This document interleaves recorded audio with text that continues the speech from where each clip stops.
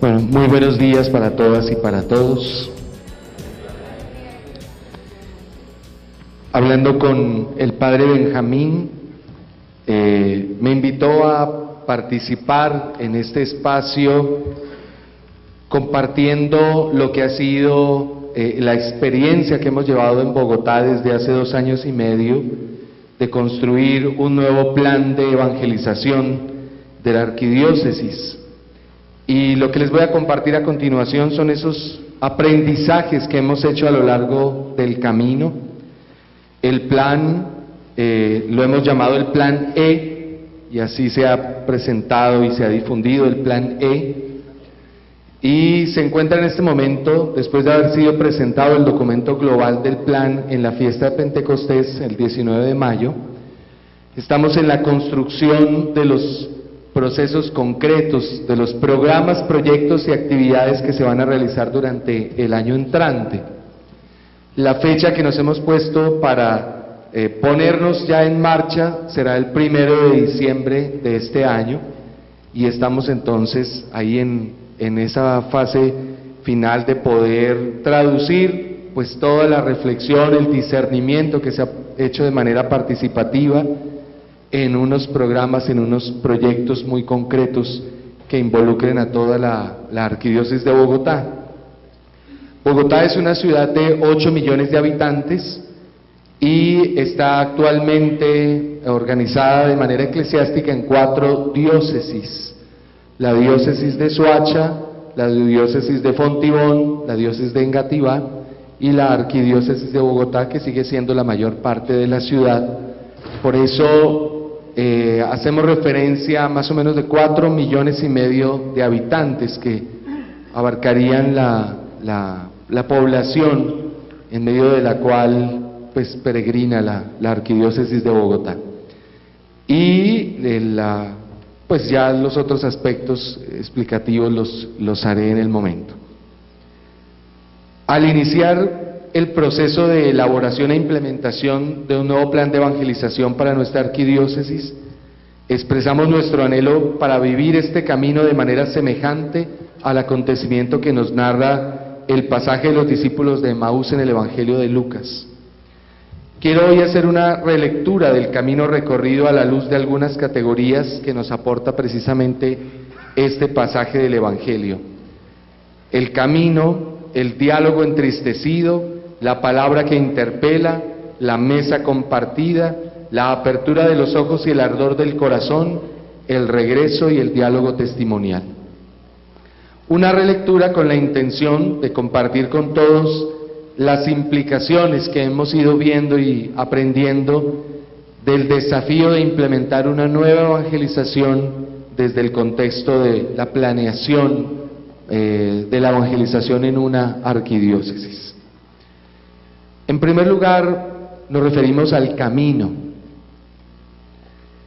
Sabemos que uno de los aportes más importantes del Concilio Vaticano II fue el hacernos caer en cuenta nuevamente que la revelación no eran simplemente unas ideas que Dios nos había transmitido y que nosotros le hacíamos el favor de írselas contando a los demás para que las aprendieran y las tuvieran presentes, sino que el concilio nos hizo caer en cuenta que la revelación es esa permanente manifestación, búsqueda, diálogo que Dios quiere establecer con nosotros para ir haciendo de nuestra historia personal y comunitaria, social, una historia de salvación.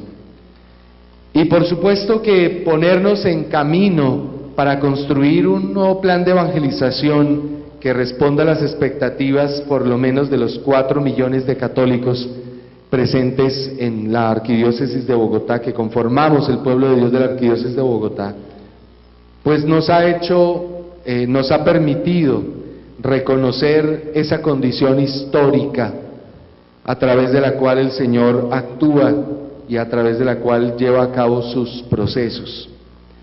La construcción de este nuevo plan de evangelización ha sido la oportunidad para tomar conciencia de cómo lo eterno realmente se ha hecho presente en la historia y cómo va transformando esa historia en una historia de salvación.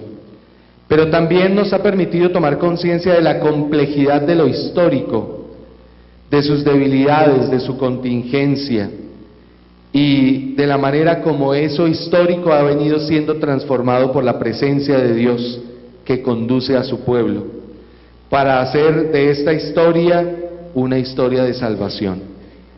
Ha sido una oportunidad para palpar la condición sacramental de la Iglesia, es decir, esa capacidad de visibilizar y de ser instrumento al servicio del reinado de Dios en medio del mundo urbano, en sus constantes cambios y contingencias. La figura del camino entonces y del pueblo que peregrina en ese camino a través de la historia, como los discípulos de Emaús, se vuelve para nosotros una expresión de nuestra condición sinodal de la Iglesia.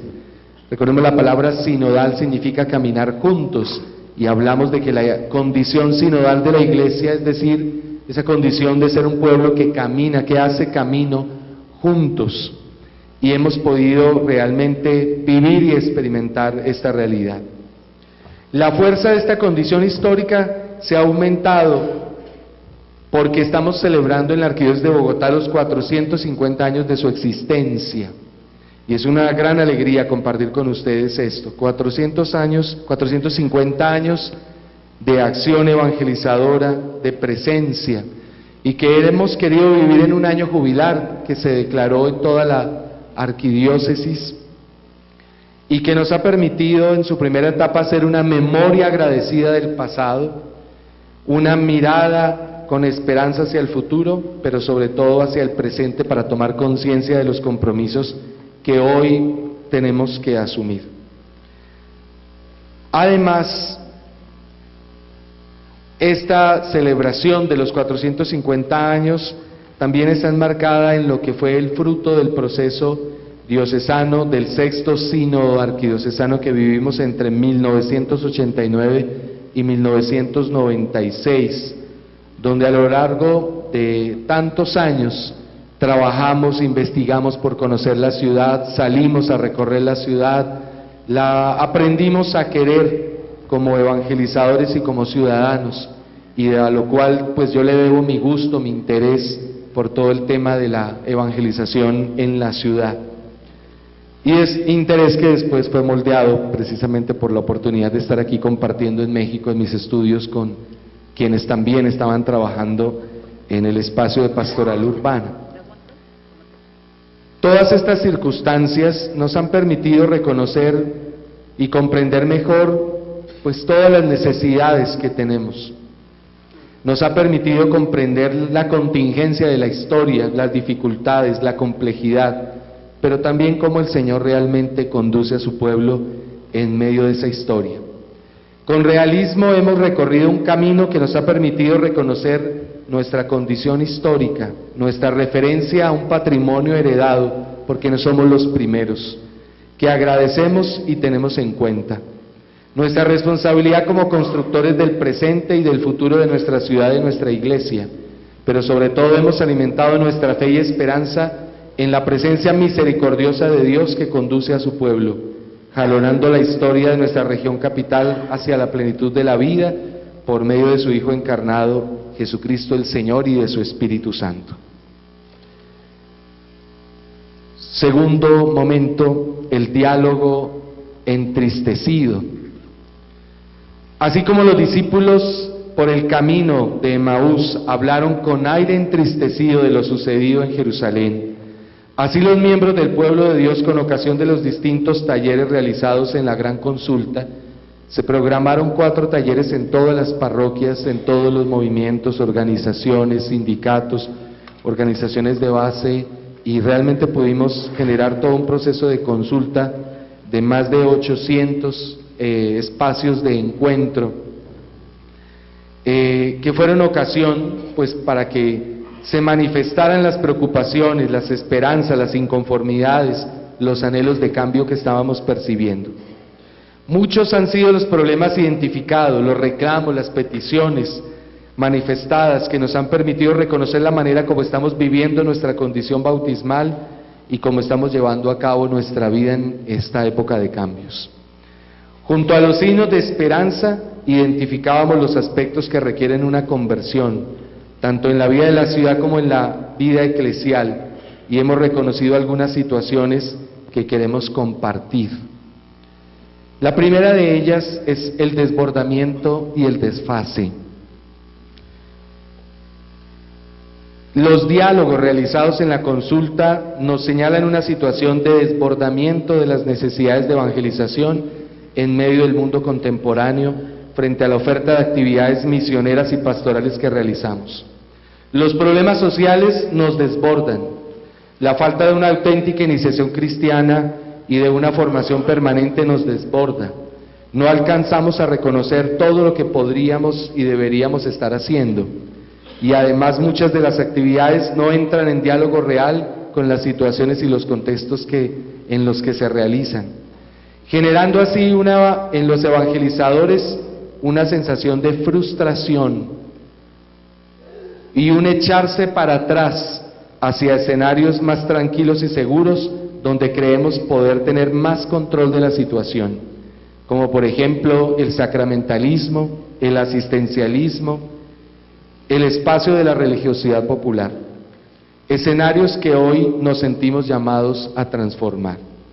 Y aquí hago un paréntesis que me parece muy importante, sin desconocer el valor de la religiosidad popular como una dimensión de la espiritualidad cristiana de nuestros pueblos latinoamericanos.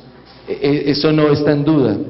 El gran problema es que nuestra manera de relacionarnos con la religiosidad popular ha sido sencillamente desde una actitud de refugio ante la dificultad de afrontar todos los desafíos del cambio que se nos está pidiendo en una nueva evangelización. Y entonces, en vez de valorar y de potenciar la dimensión de la religiosidad popular y dentro de ella, de lo que llamamos en el ámbito católico de la piedad popular, pues tristemente lo hemos vuelto es un espacio de refugio, porque pues es más cómodo y más fácil movernos en ese sentido que asumir los desafíos que evangelizar las nuevas circunstancias nos exige. Cierro el paréntesis, un segundo momento, que es el anhelo de cambio. De muchas maneras la gente nos expresó sus inquietudes de cambio. La gente pide cambio, los sacerdotes pedimos un cambio. Todos sentimos la necesidad de un cambio, y un cambio que ya no solamente se anhela en el espacio local, sino que se anhela a nivel latinoamericano, y que lo vemos de una manera muy especial en la imagen del Papa Francisco y de lo que ha pasado en la opinión pública con él, cómo él se ha convertido en el símbolo de un cambio, y cómo todos estamos esperando que el Papa haga los cambios que toda la Iglesia necesita.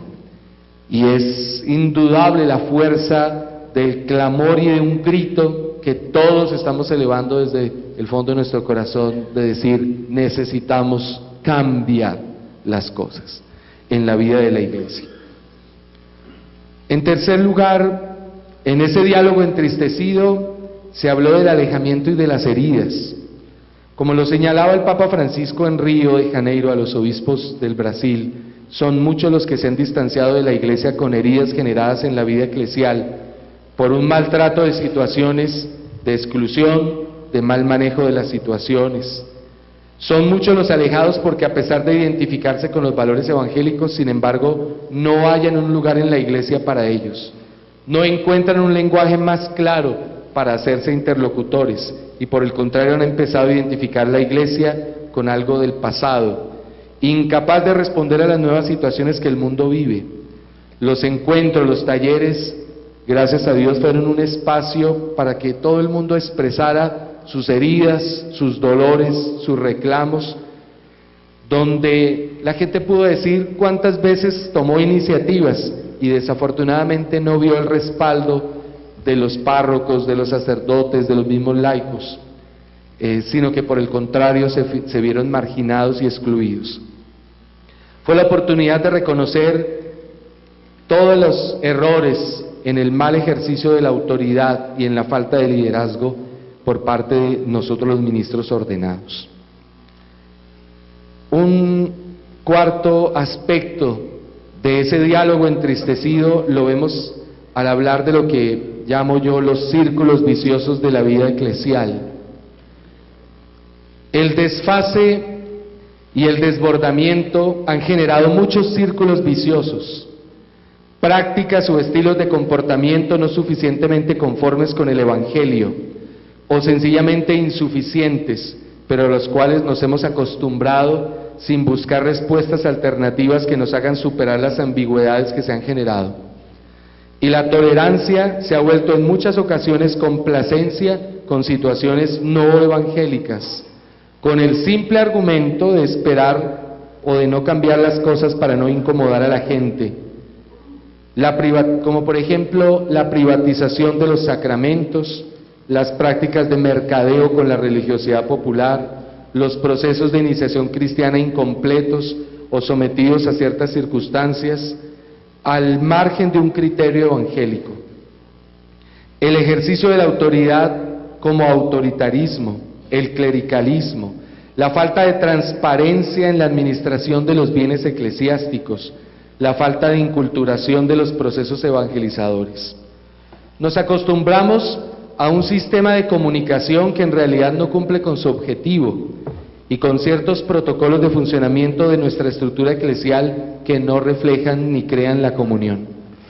Estos círculos viciosos, como todo círculo vicioso, pues tiene muchas causas, pero aquí ya no interesa cuáles son las causas, porque en el fondo ya todos en cierta manera somos cómplices y se convierten en un freno al proceso de cambio que es necesario atender con prioridad.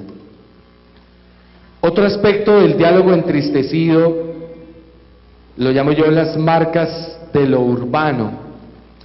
Llevar a cabo un proceso de consulta participativa, de despertar todo el interés de la Arquidiócesis de Bogotá como pueblo de Dios en el proceso de su planeación en la evangelización, nos exigió asumir las reglas de juego de una gran ciudad, la diversidad de mentalidades, la fragmentación en la comunicación y en las actividades, la complejidad para generar redes de comunicación, los problemas para convocar a la participación.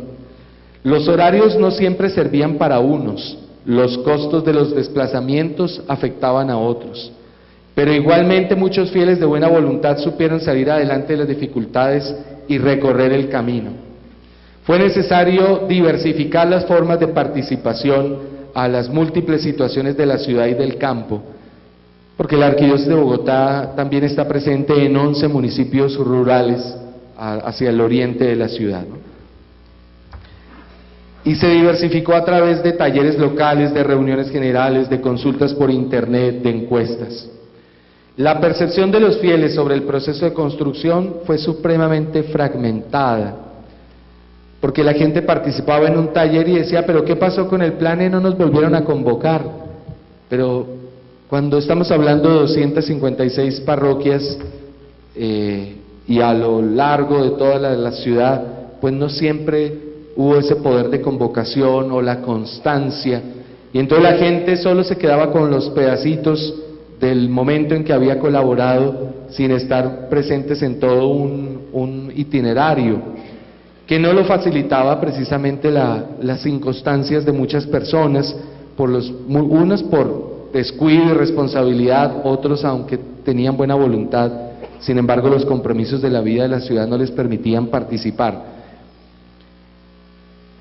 Así pusimos delante de nosotros la complejidad de la misma ciudad, de sus procesos de construcción, de su expansión multicultural, de sus dramas sociales, injusticias, violencia, inequidad, falta de un proyecto de humanidad y de convivencia social. Una anécdota muy particular siempre fue la redacción de los talleres, porque queríamos hacer talleres que pudieran entender tanto los que estaban en la parte más marginal de la ciudad al sur, como los que estuvieran viviendo en los sectores, quienes tienen una mayor educación, una mayor formación profesional, y sin embargo pues era supremamente complejo. Además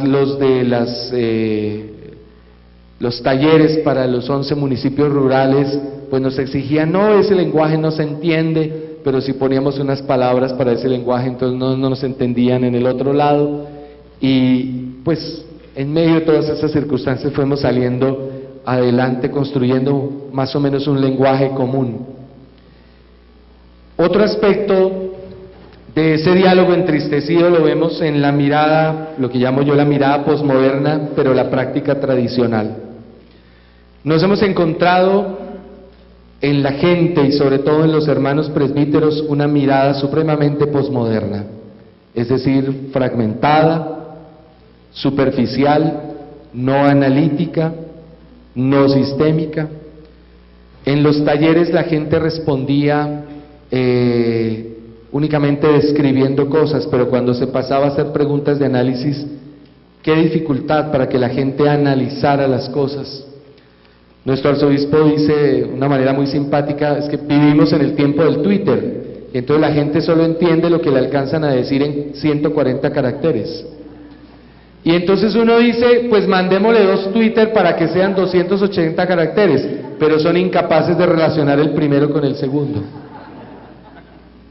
Y así funcionamos. Y entonces hacer preguntas de análisis sobre la vida de la iglesia y sobre la vida de la ciudad y el futuro de la vida de la ciudad, pues era supremamente complejo en las respuestas, y cuando nos llegaban a la Vicaría de Evangelización las respuestas de los talleres, nos las mandaban por internet, pues había que hacer traducción, había que pedirle a algunos que tradujeran las respuestas de lo que querían decir. Pero curiosamente, junto a un pensamiento bastante fragmentado, posmoderno, unas prácticas muy tradicionales. Es decir, unas prácticas que se fundan en la manera de pensar como si el mundo no hubiera cambiado absolutamente para nada, ¿no?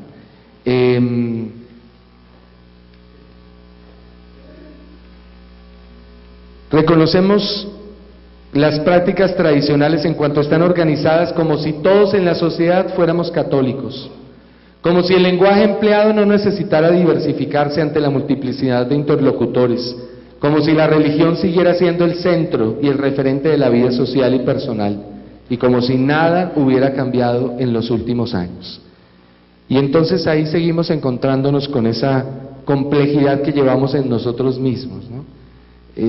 Por un lado, bastante posmodernos en nuestro pensamiento, pero bastante tradicionales en nuestras prácticas. Otro aspecto del diálogo entristecido son pues las conclusiones de lo que fue esa consulta y la escucha, porque fuimos encontrando, para poder comprender toda la situación, se manejó un enfoque que se llama sistémico, prospectivo por escenarios, donde entendemos la evangelización como un sistema en el que entran en juego muchos aspectos, y a partir de todos los talleres se identificaron 32 aspectos del sistema de la evangelización que requerían nuestra atención y que íbamos a analizar sus relaciones, sus dependencias, sus influencias. Y eso nos permitió llegar a la identificación de 2 aspectos integradores de todas estas 32 variables, muy nucleares. En primer lugar, toda una crisis del tema de la identidad comunitaria cristiana. Identidad cristiana por reclamo, porque lo que más apareció en todos los talleres es el problema de la coherencia, el reclamo de coherencia, la crítica a nuestra falta de coherencia, el no saber ubicarnos como católicos en un mundo que ha cambiado y lo que eso significa, y el aspecto comunitario de esa misma identidad, porque por supuesto que el individualismo se nos metió y entonces se considera la religión simplemente como algo individual desconectado de una dimensión comunitaria. Y el segundo aspecto fue el tema de la incidencia en el contexto, la incidencia en el contexto. Todo un anhelo, todo un reclamo de cómo hacernos más presentes en la vida de la ciudad. Quizás no se dijo con estas palabras, pero todos lo estábamos pensando cuando hacíamos los talleres, y es: ¿dónde diablos están los católicos de la ciudad de Bogotá? Si somos 8 millones de habitantes de la ciudad y por lo menos 7 millones somos católicos en las 4 diócesis que estamos, ¿dónde diablos estamos los católicos? ¿Por qué no nos sentimos? ¿Por qué somos una sociedad tan violenta, tan agresiva, si supuestamente pues somos y tenemos una opción de fe, ¿no? Entonces, el reclamo de una incidencia en el contexto de parte de los laicos, de parte de los ministros ordenados, de toda la vida de la Iglesia, para que realmente sea más sacramento de salvación en la ciudad, pues fue muy grande. Y cada una de estas situaciones mencionadas junto a los desafíos identificados, como aquellos 2 discípulos, las hemos narrado de muchas maneras, en muchos espacios y documentos, con un aire de tristeza, con el lamento de una situación dramática que aún no comprendemos suficientemente en qué momento lo empezamos a vivir y cómo sobre todo lo podemos transformar. Sabemos que a ese diálogo entristecido sale Jesús a caminar con aquellos 2 discípulos que iban a Emaús. Y entonces nos encontramos, por supuesto, con la palabra del Señor. Un acontecimiento en la vida de Jesús que ha tenido una resonancia particular a lo largo de este proceso ha sido el comienzo de su predicación. Las pocas palabras con las que Jesús da inicio a su ministerio público han cobrado un significado muy profundo en el contexto que estamos viviendo. El tiempo se ha cumplido, el reino de Dios está cerca, conviértanse y crean esta buena noticia. Sabemos que Jesús pronuncia estas palabras en un contexto supremamente complejo y difícil del Palestina, de los pueblos de Judea y de Galilea en ese momento. Llevan 100 años de dominación del Imperio Romano. En el siglo I vivían una gran circunstancia de hambre, porque las cosechas no se dieron y por lo tanto hubo un desabastecimiento de alimentos. Y todo el mundo vivía en unas circunstancias muy extremas de apenas supervivencia. Y en medio de esas circunstancias tan oscuras, sin embargo, aparece un hombre que empieza a decir: el tiempo se ha cumplido, el reino de Dios está aquí cerca, cambien de mentalidad y crean en esta buena noticia, alégrense de esta buena noticia. Podemos decir que hoy nos encontramos en una situación semejante. No hemos dejado de profesar nuestra fe, pero estamos viviendo un tiempo de cambios que nos impactan con fuerza, que no comprendemos suficientemente y ante los cuales nos sentimos impotentes. Como lo hemos expresado en el problema focal, una de las partes del proceso de la construcción del plan era identificar un problema fundamental, un problema raíz, que lo hemos llamado problema focal. La condición de debilidad de nuestra relación con el Señor Jesucristo, efecto de estos mismos cambios, nos hace difícil leer e interpretar en las circunstancias actuales de pluriculturalidad, cambios permanentes e injusticias sociales los signos de la presencia salvadora de Dios, para ponernos a su servicio con una acción evangelizadora renovada. Estamos ante el desafío de abrir nuestros ojos para aprender a reconocer la presencia actuante y liberadora de Dios en medio de estas complejas circunstancias que condicionan la vida de nuestra ciudad, de nuestros municipios y en general de nuestro país.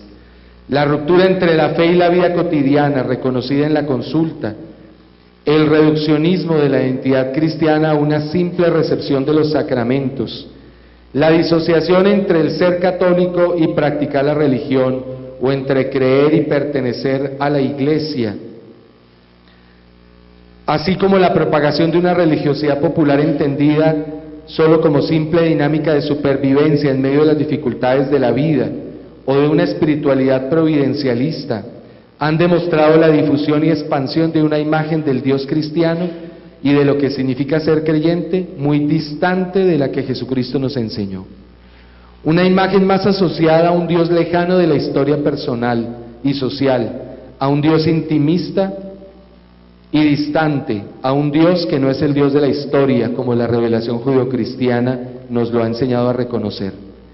De ahí la necesidad de un cambio de mentalidad para aprender a reconocer y a encontrar al Señor de la historia, en la misma historia cotidiana de nuestra ciudad y municipios, en los contextos complejos y nuevos escenarios a los que no estábamos acostumbrados a asociar con la presencia de Dios. Particularmente aquellos escenarios de las periferias del sufrimiento humano, como nos lo hiciste el Papa Francisco, donde la misericordia divina busca transformar las circunstancias para que sean más humanas, más dignas, más conformes con el proyecto de comunión que Él tiene para la humanidad. Necesitamos aprender a ver la realidad con ojos de discípulo para ver a Dios salvando y haciendo de los millones de historias humanas de nuestra ciudad una gran historia de salvación y salir a su encuentro en medio de esa realidad compleja y difícil. Este llamado nos lo hacían ya nuestros obispos en Aparecida ante el desafío de la evangelización del mundo urbano, como nos lo comentaban hace un instante. La fe nos enseña que Dios vive en la ciudad, en medio de sus alegrías, anhelos y esperanzas, como también en sus dolores y sufrimientos. Y por tanto la nueva evangelización, la necesaria conversión pastoral, comienzan por salir al encuentro del Dios que vive en la ciudad, para servir a su reinado de misericordia. Comienzan por creer esa buena noticia que se nos dice: el tiempo ha llegado a su plenitud, el reino de Dios está cerca. El pueblo de Dios de la Arquidiócesis de Bogotá, en su vida concreta, en el ejercicio comunitario de su misión profética, sacerdotal y real, está llamado a ser signo visible, instrumento eficaz de esa presencia del Dios de la misericordia, que haga visible en las circunstancias específicas y complejas la condición histórica y dialogal de la presencia de Dios en la humanidad. A pesar de la complejidad de las situaciones que vivimos en medio de las luces y de las sombras de nuestra ciudad y municipios, el Plan E comienza entonces por reconocer la novedad constante y la actualidad que tienen las palabras de Jesús. El reino de Dios se ha acercado y está presente entre nosotros. Jesucristo resucitado, plenitud del reino, ya está presente y actuante en esta región capital, y esa es la buena noticia que nos llena de alegría y que fundamenta la esperanza de nuestra misión. Un segundo un momento y unas palabras del Señor que se convierten en nuestra inspiración ha sido el texto de las bienaventuranzas y su conclusión con las palabras de Jesús sobre la sal de la tierra y la luz del mundo. En la medida en que se fue avanzando en el ejercicio del discernimiento y que se fueron identificando las dificultades en cuanto a la identidad comunitaria y en cuanto a la incidencia en el contexto que anhelábamos y que esperábamos, fueron adquiriendo una particular significatividad las palabras de Jesús al final del sermón de las bienaventuranzas. Ustedes son la sal de la tierra, ustedes son la luz del mundo.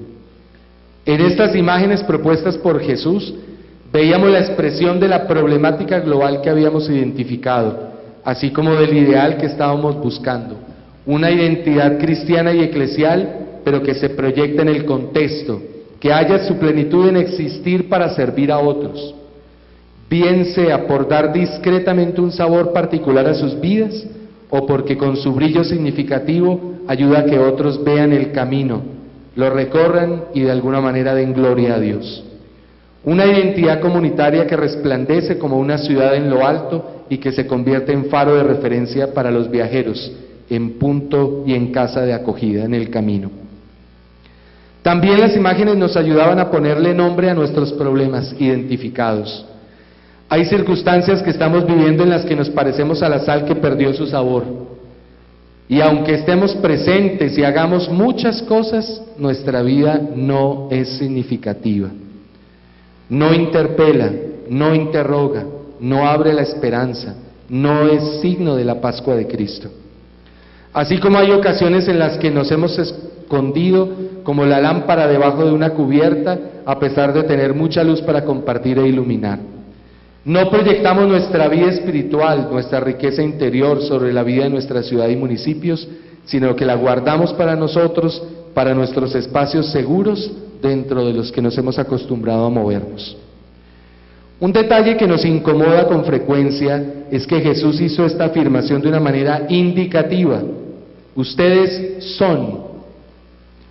No habló Jesús de manera exhortativa, ojalá ustedes sean, ni de forma imperativa, ustedes deben ser. Y eso nos hace pensar en el discurso de las bienaventuranzas que Jesús dijo inmediatamente antes de esta afirmación. Cada bienaventuranza hace referencia a lo que pasa cuando el reino de Dios está aquí y cómo su presencia es la garantía de una felicidad plena para todos, y para aquellos que lo reconocen y acogen, pero particularmente para aquellos que sufren, para aquellos que se compadecen del sufrimiento de otros, para aquellos que trabajan por la paz. De ahí que las palabras del Señor Jesús resuenan más que como un llamado a trabajar por llegar a ser algo, fruto de nuestros esfuerzos, como un llamado a reconocer algo que ya estaba presente, pero que no lo habíamos visto y no habíamos reconocido. Un don precioso que quizá ya hemos recibido, pero que no sabemos valorar, no hemos sabido cultivar, y que quizá estamos buscando afuera cuando realmente está dentro de nosotros. Ese tesoro, como lo llama el mismo Jesús, es el reino que ya se ha acercado a nosotros. Es Dios dándose a sí mismo a nosotros por la infinita misericordia que nos tiene. Discernir, secundar y hacer visible este tesoro que habita en nuestra ciudad, que llevamos en nosotros en virtud de nuestra fe y de nuestro bautismo, es el corazón de nuestra misión. La nueva evangelización en este contexto secular nos exige entonces reconocer la sorprendente actualidad que han tenido las palabras de Jesús en el inicio de su ministerio. El siguiente aspecto del pasaje del camino de Emaús que hemos podido vivir y constatar lo llamamos la mesa compartida. Ellos le forzaron diciéndole: quédate con nosotros porque atardece y el día ya ha declinado, y entró a quedarse con ellos. Y sucedió que cuando se puso a la mesa con ellos, tomó el pan, pronunció la bendición, lo partió y se lo iba dando. Entonces se les abrieron los ojos y lo reconocieron, pero él desapareció de su lado. Caminar juntos, encontrarnos, compartir nuestros anhelos e inquietudes, hacer consensos, tomar opciones con otros en cientos de reuniones, intentar dar la palabra a muchos, reunirnos para celebrar el camino recorrido, han sido algunas de las acciones por medio de las cuales hemos vivido este proceso de enseñanza-aprendizaje, de participación activa y de construcción colectiva y recíproca, como ha sido el plan de evangelización. Les comparto cómo eran las dinámicas de los talleres. Sabemos que uno de nuestros graves problemas es que en nuestras reuniones normalmente una persona toma la palabra y todas las demás se quedan tímidas y calladas y no dicen nada. Para curarnos en salud, en todos los talleres que se hicieron en los distintos escenarios de la vida arquidiocesana, se tomó una metodología donde cada pregunta tenía que ser, como nos lo han propuesto en los talleres que hicimos ayer en los grupos, donde cada persona tenía que contestar cuáles eran las 5 características que soñaba de la ciudad, de cómo debía ser la ciudad en el futuro, y debía ponerlas cada una en una ficha bibliográfica, en una cartulina. De tal manera que todo el mundo tenía sus 5 fichas y las escribía, y luego tenían que ponerse de acuerdo las 10, 15 personas y organizar esas fichas temáticamente. Eso los obligaba a todos a hablar. Eso los obligaba a todos a tener que escuchar las razones que cada uno dio para poner esas fichas. Y ese proceso fue de las cosas más interesantes que pues sencillamente se organizó y se vio como lo más prudente, pero poco a poco se convirtió en algo muy significativo, y es que todos los talleres fueron resultados de consensos que se tomaron entre todos, porque se garantizó que todo el mundo habló. Y como tenían que ponerse en el piso o en una mesa a organizar sus fichas, y hasta allá surgió la crítica: ¡ay, otra vez nos vienen con sus fichas! Porque claro, la gente se dio cuenta pues que era un camino un poco más largo, pero era un camino en el que todos participaban y tenían que tomar consensos entre todos. Y eso fue supremamente valioso, y a través de muchos ecos llegamos a comprender y a captar que eso había sido una experiencia muy interesante, de reunirnos, de compartir, porque esa es la gran verdad. O sea, no nos reconocemos, no sabemos quiénes somos, no sabemos qué es lo que estamos haciendo, y entonces la construcción del plan ha sido la ocasión de reunir gente de muchas instancias con otros, que ha permitido que se tejan lazos de comunión, de reconocimiento, de interacción y de ayuda, y eso ha sido pues los tesoros, como todas las cosas en el reino de Dios, que más que el cumplimiento de los objetivos es el camino y el proceso el que se vuelve más enriquecedor, ¿no? La multitud de los creyentes no tenían sino un solo corazón y una sola alma. Este ha sido el lema que nos ha acompañado en la presentación del plan a las distintas comunidades. Yo les digo a la gente lo siguiente, ya más o menos me he reunido con unas 5.000 personas después de la presentación del plan, ahora en el mes de mayo, pues que hemos expresado en este documento que es el documento del plan E. Y siempre digo una expresión, mire, ¿cuál fue el diagnóstico de toda la consulta que hicimos? Que la Arquidiócesis de Bogotá somos una montonera. Una montonera que hace cantidades de cosas. El diagnóstico no es que no hagamos nada, el diagnóstico es que hacemos mucho, pero somos una montonera, cada uno por su lado, cada uno jalando para su lado, no integrados, desperdiciando recursos, sin una visión de futuro. Y qué distinto es que lo que soñamos es ser una familia. Entonces yo les digo, el deseo, no sé aquí en México exactamente el matiz que pueda tener la palabra montonera, como lo es en Bogotá, pero yo les digo a todo el mundo, mire, de lo que se trata el plan E, que nos da una visión de conjunto y una visión de futuro, es que cada día dejemos de ser montonera y seamos más familia evangelizadora. Que no seamos la montonera de 257 parroquias, sino la familia que vive en 257 comunidades parroquiales. Que no seamos la montonera de comunidades religiosas, la montonera de movimientos, la montonera de grupos juveniles, no, la familia. Y el proceso nos ha permitido ir viendo eso, la cantidad de oportunidades de reunirnos y de reconocernos ha sido muy valiosa. Y cuando hicimos los talleres con laicos, con religiosos, con los presbíteros, de bueno, ya teníamos dónde estábamos y hacia dónde queremos ir, pero cómo vamos a hacer el puente, uno de los aspectos que más resonó es que nos reúnan, pongámonos a reunirnos, a reconocernos, porque es que no sabemos, y parte de este proceso fue que hicimos en Bogotá una reunión de todos los grupos juveniles, tanto de los que eran de movimientos y asociaciones laicales, como de grupos parroquiales, como de grupos de las comunidades religiosas presentes en Bogotá, y hubo un encuentro donde hubo 60 grupos, y fue una experiencia maravillosa, y todo el mundo diciendo, frente a ese imaginario medio falso de que, no, es que la juventud está fuera de la iglesia, no, es que no nos vemos y no nos reunimos porque no somos tan pocos.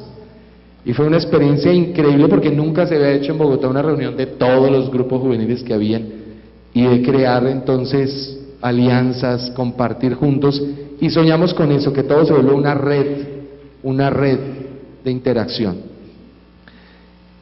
El otro aspecto es la apertura de los ojos y el corazón que arde. Entonces se les abrieron los ojos, pero él desapareció de su lado. Se dijeron uno a otro, ¿no estaba ardiendo nuestro corazón dentro de nosotros cuando nos hablaba en el camino y nos explicaba las Escrituras? Pues ciertamente todo este proceso, 2 años y medio, ha sido momento de caer en cuenta de varios aspectos. Algunos son los que están plasmados en el documento, pero otros son como una relectura que empezamos a hacer del mismo proceso. ¿Cuáles son esas primeras intuiciones, aprendizajes que han hecho abrir nuestros ojos y hacer arder el corazón? En primer lugar, el paso de la indiferencia y perplejidad o perplejidad a la aceptación y toma de postura frente a la complejidad. Por esta oportunidad de estar trabajando y profundizando y estar con pasión en el tema de la pastoral urbana, me he encontrado con mucha gente y siempre la palabra que sale, la sensación que se percibe es ese desbordamiento de la realidad. Pero es un desbordamiento sencillamente que nos aplasta y no hemos tomado posición frente a esa situación. Siempre es el lamento. Y veo yo que este proceso nos ha ido ayudando a ir pasando del lamento de la situación a una toma de postura y a una aceptación de que sí, la ciudad es compleja y actuar en la ciudad exige que apreciemos y aceptemos la complejidad. Al acercarnos a mirar la realidad de la evangelización en nuestra arquidiócesis con ojos de discípulos misioneros, hemos reconocido su complejidad y por tanto hemos visto la necesidad de aproximarnos a ella como un sistema de relación y que analizábamos, como les decía hace un instante, en esas 32 variables. Ha sido un ejercicio para poner en práctica las palabras del teólogo Bruno Forte, pues también ahora obispo en Italia, que escribía en uno de sus libros: la teología tiene que aprender continuamente de nuevo a asumir la complejidad, a respetarla incluso en su carácter irreductible, a estar con ella humildemente y con espíritu de compartir, a soportarla en la perseverancia de la caridad. Ayer soportamos 2 horas y media de bus para ir hasta Tonalá, y luego soportamos otras 2 horas y media para regresar. Y decía, bueno, esta era parte de la experiencia. Gastamos más en el transporte de ir hasta Tonalá que lo que pudimos alcanzar a estar en Tonalá. Gastamos más en el bus. La vida de la ciudad es compleja, depende de muchos factores que interactúan simultáneamente, y asimismo la evangelización en la ciudad debe asumir esa complejidad, sin confundir lo complejo con lo complicado. Debemos aprender a interactuar con otros sobre los distintos factores de cambio que intervienen en la evangelización y que requieren de tiempo, de diálogo, de consenso, de visión de futuro. Como dice Aparecida, no nos definen los problemas, sino el amor que hemos recibido del Padre en la persona de Jesucristo y que ha hecho de nosotros discípulos misioneros, condición desde la cual queremos intervenir y aportar el Evangelio como luz y fuerza para la solución de los problemas. Hemos visto pasar frente a nuestros ojos por mucho tiempo los efectos de los procesos de transformación que vive el mundo entero, pero no queremos ser más espectadores de los cambios, sino participar en el cambio con la fuerza del Evangelio, para que dichos cambios beneficien a todos y a todo el ser humano. Queremos trabajar por visibilizar la obra que Dios ya está haciendo en medio de esta complejidad y ponernos a su servicio desde lo que somos y podemos hacer. Un segundo aspecto de ese abrir los ojos y hacer arder el corazón para cambiar nuestra actitud y nuestra manera de estar presentes, la llamo yo desde la situación de debilidad en la fe, la esperanza y el amor, hacia la fuerte adhesión a la persona de Jesús y de su reino. El proceso de la construcción del plan nos ha puesto delante de nuestra debilidad en la fe, en la esperanza y en la caridad. En la fe, porque nos cuesta trabajo reconocer a Dios presente más allá de los lugares tradicionales en los que nosotros estamos, y comprender cómo Dios está haciendo de la historia de mucha gente historia de salvación. No lo vemos, nos cuesta trabajo hacerlo. De debilidad de nuestra esperanza. Miren, no se imaginan todos los líos y los problemas que hemos tenido cuando hablamos de las fechas y de la temporalidad del plan. Cada vez que hablamos del futuro, ha habido miles de respuestas. ¿El futuro? ¿Pero para qué nos vamos a pensar en el futuro? No, es que nuestro plan lo vamos a hacer al año 2025. ¿Pero para qué si yo ya estoy muerto? O yo ya estoy jubilado. ¿Eso para allá también para qué? Cada vez que hablamos del tema del futuro, no falta la persona o que no cree en el futuro o que dice, ah sí, pero de una manera bastante ingenua. Está rota absolutamente la relación con nuestro futuro y lo que significa la esperanza cristiana de leer la historia en clave de historia de salvación. Miramos la historia desde el pensamiento posmoderno, no historia, no futuro. Queremos el inmediatismo. Y lo más gracioso es que la gente está pensando al contrario.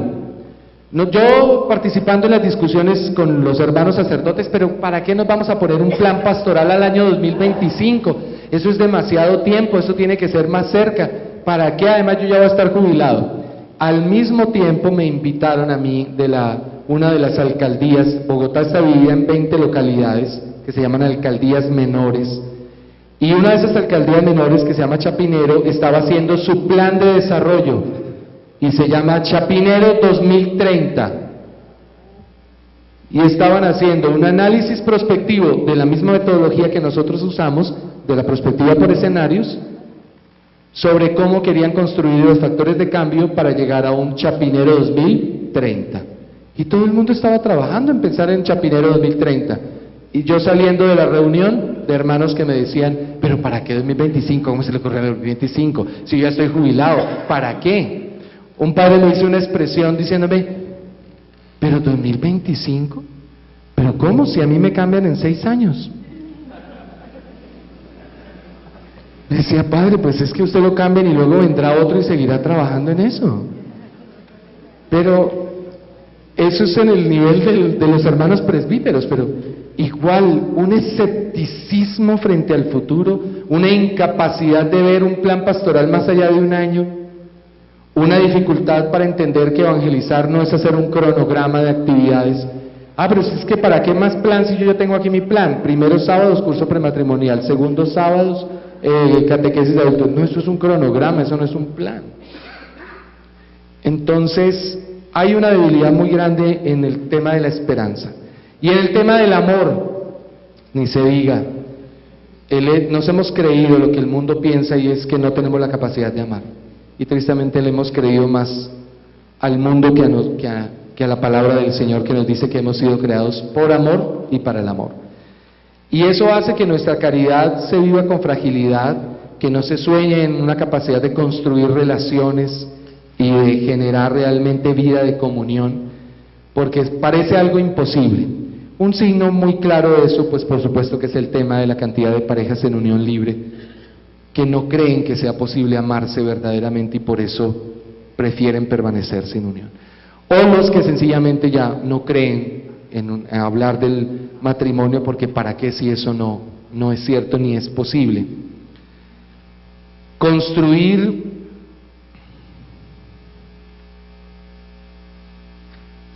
perdón, es que se me quedó, ya pasé la hoja y no me da cuenta.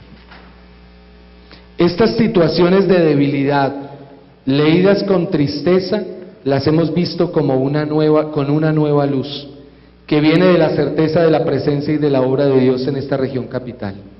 Dios vive en esta ciudad y en nuestros municipios, en medio de sus alegrías, anhelos y esperanzas, como también en sus dolores y en sus sufrimientos. Las dificultades que marcan lo cotidiano de las ciudades, la violencia, pobreza, individualismo, exclusión, no nos impiden que busquemos y contemplemos al Dios de la vida que está en estos ambientes urbanos. Esta nueva luz, la certeza de que el reino de Dios está cerca, nos ha permitido soñar con una renovación de la acción evangelizadora que nos pone en camino para trabajar por alcanzar juntos una adhesión fuerte e intensa a Jesucristo, que sepamos expresar en nuestra vida de comunidad. Nos ha invitado a trabajar por una caridad operativa que se comprometa en la construcción de una sociedad justa, reconciliada, solidaria, que cuida de la creación, por una sociedad que refleje la cualidad más fundamental de Dios, que es su misericordia, como lo hemos expresado en el ideal del plan de evangelización. De igual manera nos ha invitado a despertar nuestra esperanza.